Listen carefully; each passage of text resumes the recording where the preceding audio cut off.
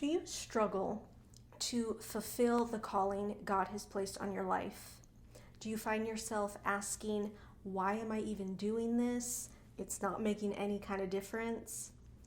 If so, you're not alone. And that's why I feel compelled to share this, because I know that fitness follows faith is my calling.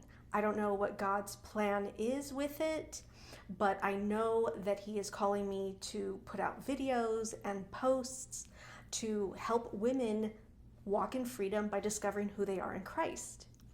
Now, I've never been a social media person.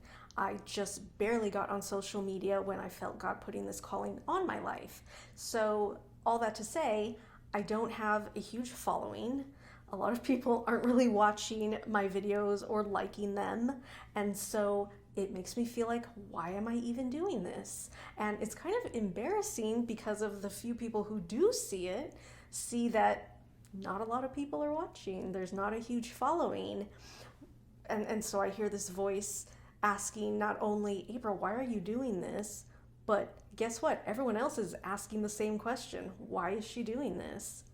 And that can be a negative question, but it can also be a really positive question because it's a good reminder of why I'm doing this.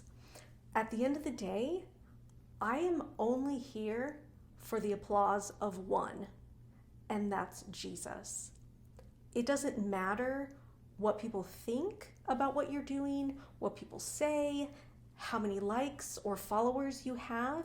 At the end of the day, are you being obedient or not? Because you can have the hugest following and all the likes and all the success, but if what you're doing is not aligning with what God has called you to do, then what does any of it matter? And I have been encouraged when I think of Noah, because he was called to build this huge ark because of this supposed flood that was coming. And I tried looking it up and I can't figure out how many years it took him to build the ark, but I know it took him a lot longer than it has taken me to even get my social media presence started. So here's Noah building this huge ark for this supposed flood, and everybody can see what he's doing. He must have felt so foolish year after year building and no water, no rain coming. But he kept at it and he was obedient no matter what people said or thought about him. And now we're still talking about him, we're still studying him.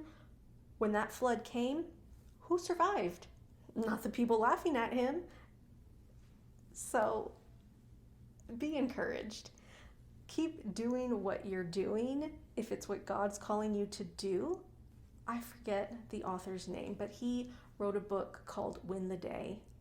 And I love what he says. He says that we should only be concerned with the applause of nail-scarred hands. We should only be concerned with the applause of nail-scarred hands. And if those hands are clapping for you, then the rest doesn't matter. So when you ask yourself, why am I even doing this? Because Jesus called me to do it.